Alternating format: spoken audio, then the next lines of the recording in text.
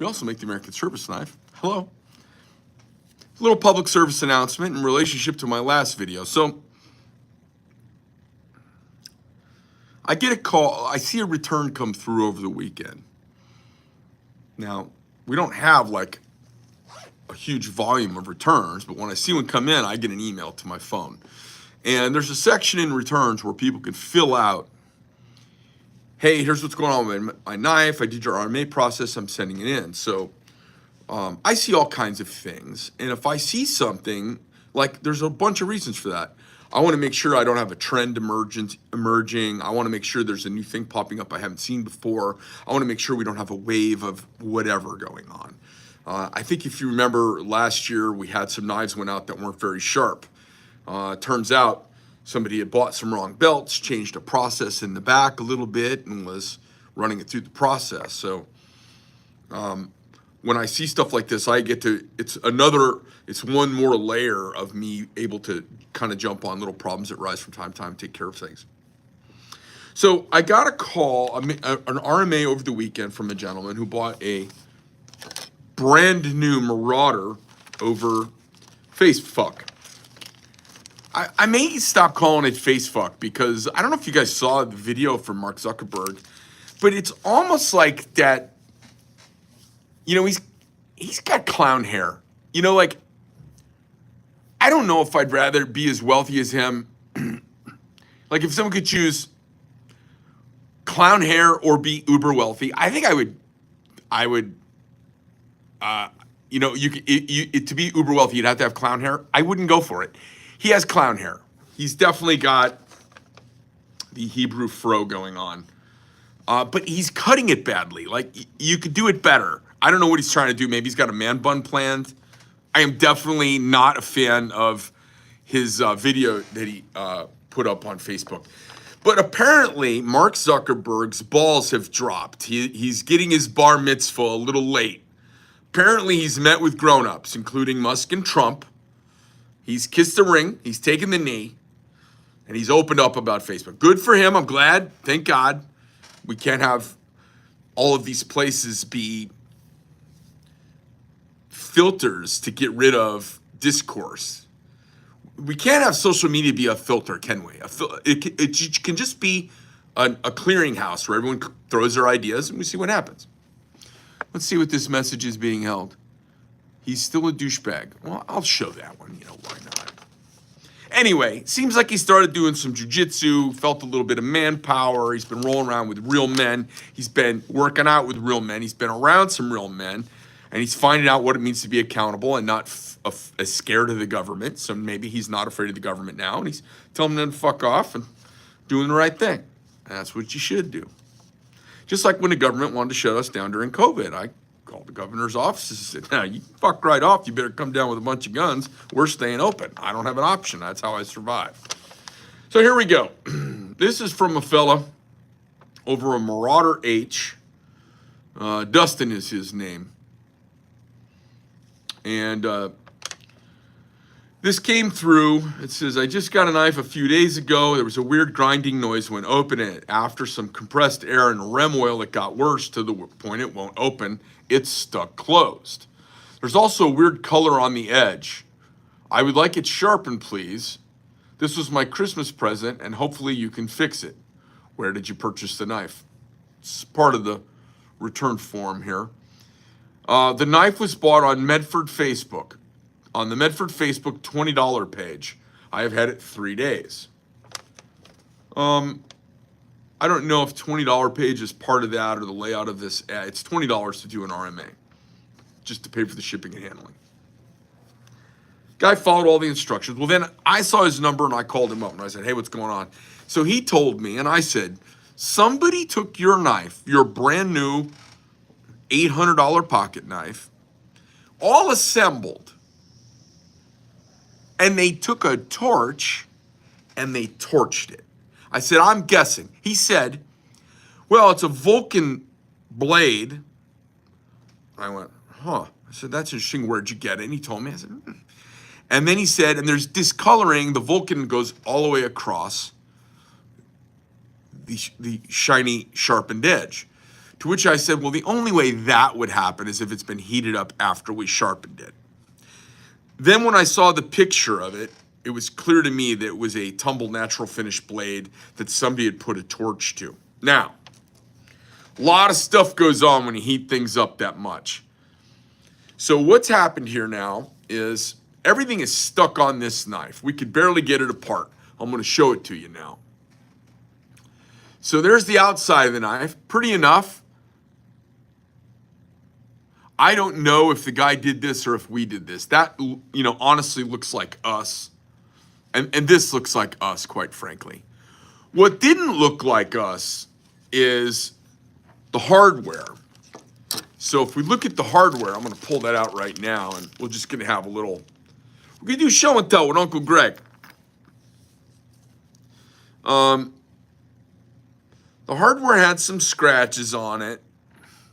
It's hard to see on camera.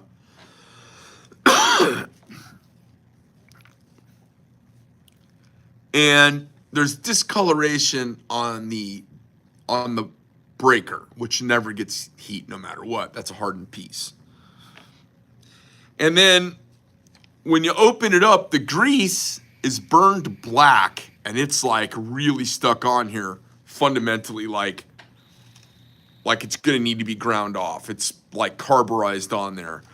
So now you've got titanium, which has been heated up, a blade which has been heated up to several hundred degrees to get it to distort the color, to oxidize. And then it's burned and carburized the grease that was on the pivot and bonded the phosphor bronze thrust bearing washers to the material. And we can't even get the blade off of here. I'm gonna get this under a 10-ton press, and I'm gonna push it out. And everything's gonna get scratched when I do that, but that's the deal. But what happens is when you heat stuff up, titanium, the stainless steel that's the pivot, and the blade, a different type of steel, they all have a slightly different coefficient of expansion, and they have thermal distortion. So when you heat them all up to the oxidization temperature, which starts to get pretty fucking hot, the reason we don't do flame striped lock sides on knives and haven't for many years is because they distort so much it's hard to make it a good knife afterwards.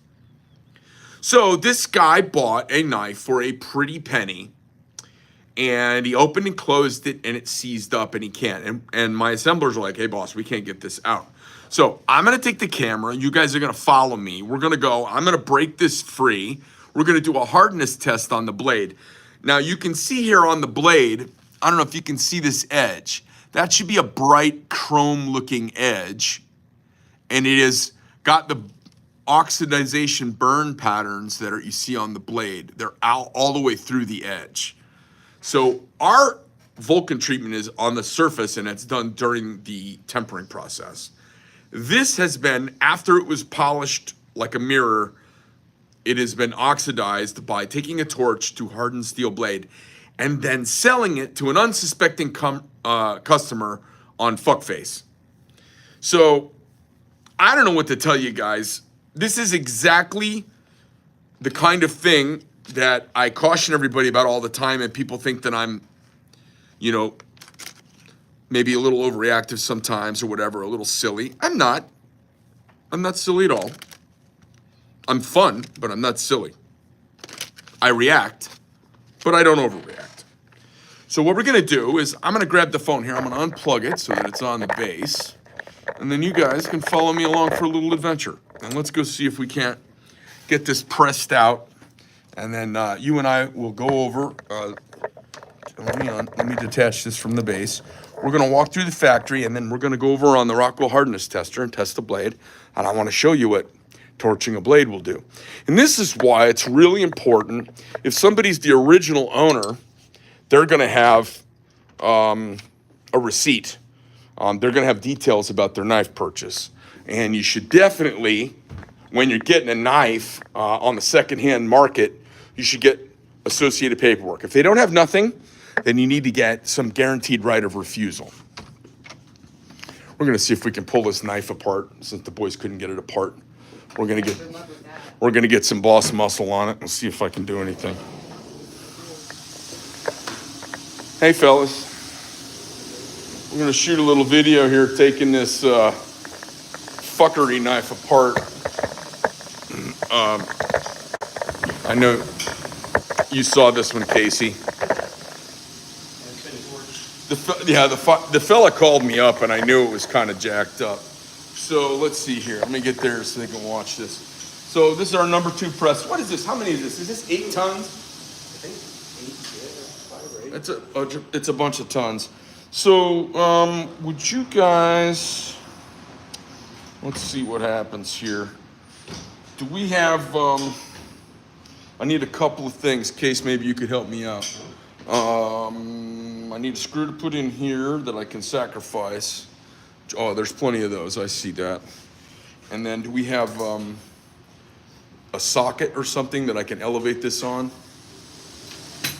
Let me see if I can get this off here real quick. Did you already try this? Yeah, it's in there pretty good. It didn't work? I did on the small press. I haven't tried on this one yet.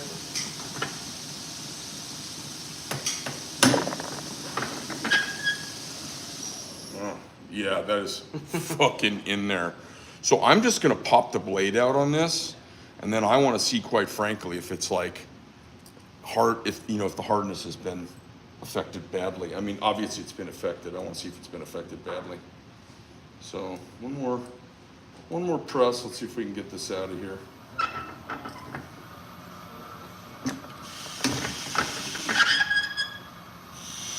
That's more pressure than we like to put on a knife, you guys. That is one fucking torch. So the hardness now on the pivot is fucked up, for sure. So we've got to replace that. We've got hardware, like, I mean, we might be able to make this into a knife again. Let me go out and see what the hardness is on the blade, and we'll take a little look here. It's unbelievable. Let me get a brand new, really nice, high-end thing and just introduce Dr. Fuckery to it. All right, let's see what we get here, guys. All right, so I'm gonna wipe this off best I can, and I want to test it someplace where it doesn't leave a visible mark. So I'm gonna try and test it right here on the corner.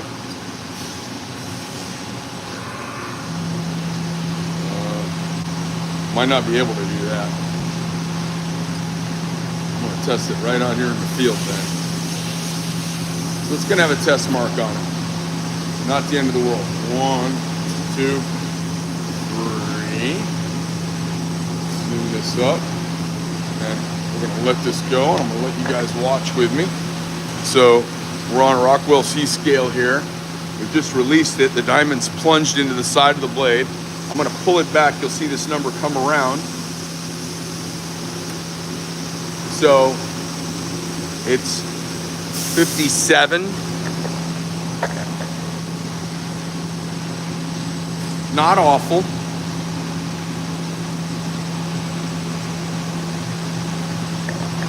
So when this blade left here as S45, it was 60. It's 3 points softer. All right, so look, guys, we have just a little, Casey, I'm gonna give this to you. Let's see if we can, so the guy doesn't bear a bunch of expense. See if you can use whatever hardware is still usable here. Definitely replace the pivots and clean everything up. And let me know what you get out of this guy, out of this knife. I think I've got all the parts. This screw, I think that's it. And then, he likes the look of it, even this charred up fucking Gomer blade. Let's clean it up, but if that carburized, if that coked up, let me turn this so the guys can see what we're doing.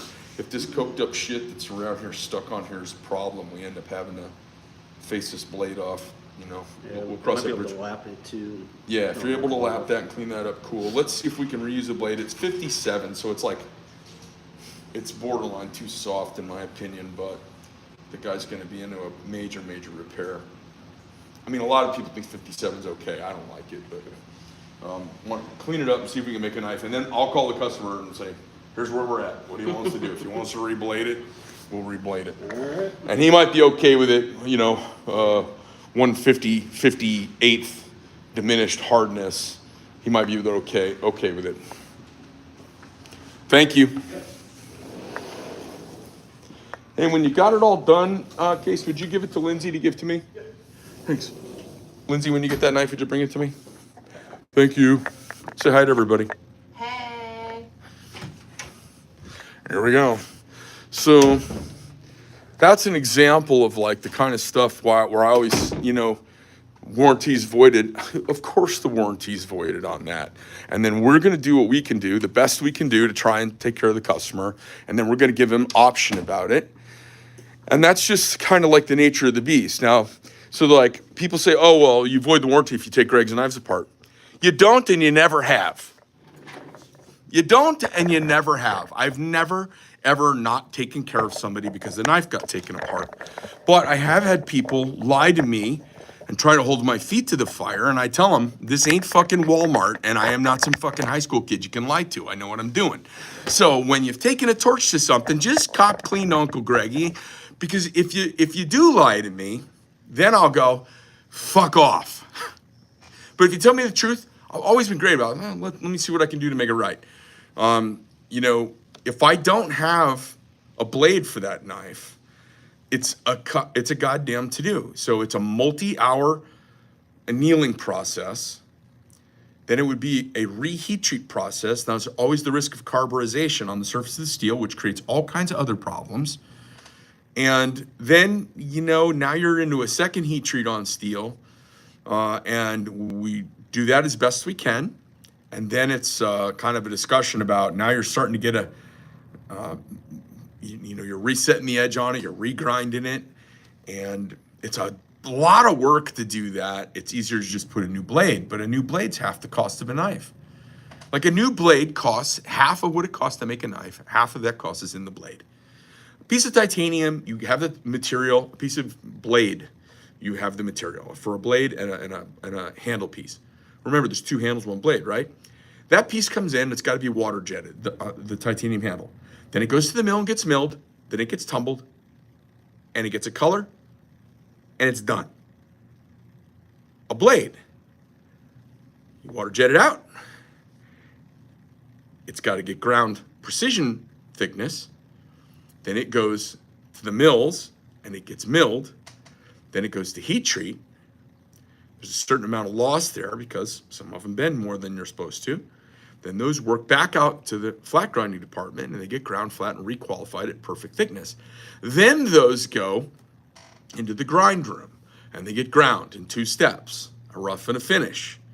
Then from there, they go to a post-process, either a tumble, anno, or something like that. And then they come back and they get sharpened. So a blade's got a lot of steps to it. It's half the cost of making a knife. It's 1/3 of the parts. It's half the cost. There's disproportionately a lot going on. That's about it. This is directly related to, so this is one of the contacts that reached out to me this past weekend. And I said, hey, when it comes in, if you don't mind, I'm gonna shoot a video about it because it's illustrative and I like other people to know what's going on. This is buying off Facebook. So my advice to you is don't buy something that doesn't have original receipts. A lot of times guys are hiding stuff when they don't have receipts. Oh, I got it in a trade. That's a nice cover your ass bit of bullshit. Who's trading away $7, $6, $9, $12, $500 knives in partial trades? Like there's some trading that goes on, but for that stuff to have value in that universe, usually it's got like it's just like a Rolex. It's got the box that it came in and supporting paperwork and all of this authentication.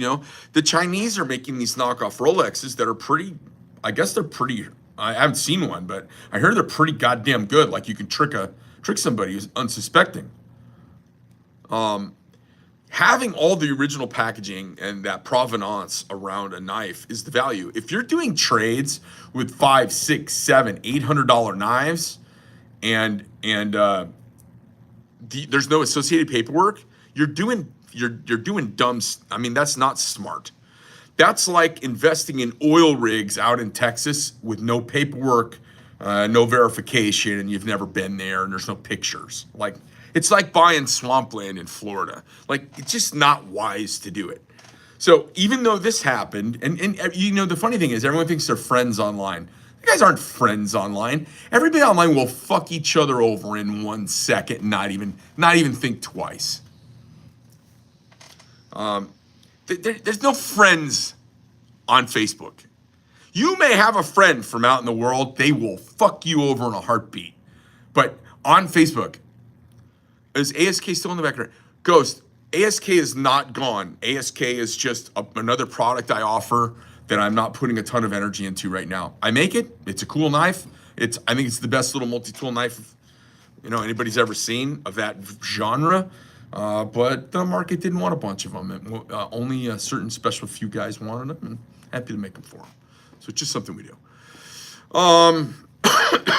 So this is one of those things, like, there's no deal to be had. I don't know what the guy paid for the knife. I hope he got a great deal. Now I'm going to burn an hour of time working on it, maybe more as we get into the rest of it. And then we'll reach out to the customer. And this is what we do. Say, okay, here's where we're at. We got a blade that's a point soft. Now, this is one of those weird things. 58 to 61 is my window. 57? Hey, if you guys want another Strider collab, reach out to Strider and tell them that you want to collab. I think his ex-wife, Marissa, who owns part of the company, I think she doesn't want to do anything with me because at some point I might have offended her. Oh, well.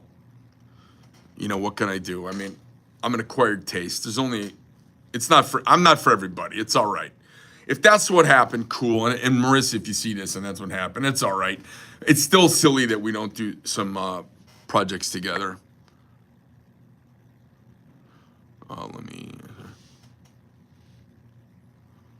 So anyways, what I'm going to do is I'm going to get the knife as fixed as I can. And then I have kind of like to look in the mirror a little bit and go, okay, it's 57 Rockwell. Like, do I want that knife out in the marketplace?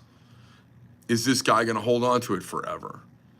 Like, he's going to trade it to somebody. He bought it on a forum. He's going to trade it to somebody. And now they've got a knife. And then they put it under a Rockwell hardness tester. And it's one of those things where I'm kind of like, it's like,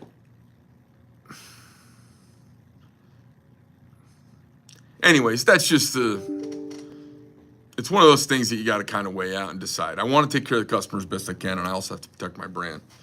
So we'll see. If it comes together and it's a good knife and we make it work, I'll probably let it slide at 57. And then we're probably going to put a small marking on the inside of the handle so that if it ever comes back here, we'll know that it was a remanufactured knife. And we'll say, hey, look, it's a remanufactured knife you bought on the used market. We'll do the best we can with it. Someone comes back, this is only 57 Rockwell. I'm like, okay, well, this thing got reworked and it's been under a torch. Anyway, that's what's going on. Let's see. We've got, what's the date today? Today is the 8th. You guys, 12 days until, I know he's not for everybody, but he's my guy. We got 12 days until the greatest president of the modern era is back in charge, as it should be, and shit's already starting to happen. I can't wait to see if we buy Greenland, take back the Panama Canal, get gas to $1.58 a gallon, get interest rates to 5.85%, turn the world back on, and we fucking get it. All of us. I am looking to have whiny liberal cunts make a bunch of money and be successful and just be like, what do you say if the world's worst Nazi, rapist, awful human being, none of it true, it ends up making your life better? Like, success is the best revenge. That's what I always try to just like, let's just kill him with kindness. Success is the best revenge. Let's fucking get it done. I'm so excited about this. Yeah, the American Canal. I don't know if you guys know this, but the French had been working on the canal for 16 years, and the project went bankrupt. And then we came in and cut a deal and finished the canal. I don't know if you guys know this. 25,000 Americans lost their lives making the Panama Canal. I don't know if that's like, let that sink in. What do we lose? 58,000 in Viet fucking Nam? And to build the Panama Canal, we lost 25,000 people. Can you imagine that? Hey, we're going to connect two oceans across a landmass. We're going to lose 25,000 people, but it's really important we do this. It's pretty unbelievable that that project even happened, right? So, and then we go and give it back to them. Now, the best part is, and as Trump would say, they made a bad deal. We made a deal to give them back their canal, their land, the canal we built. We made a deal to give it back to them. We had like some 100-year lease or 75-year lease, whatever we had, and we gave it back to them. The condition should have been, we give it back to you if you take possession of it and America gets favorable terms forever. That's a good deal. And you know what? They would have taken it.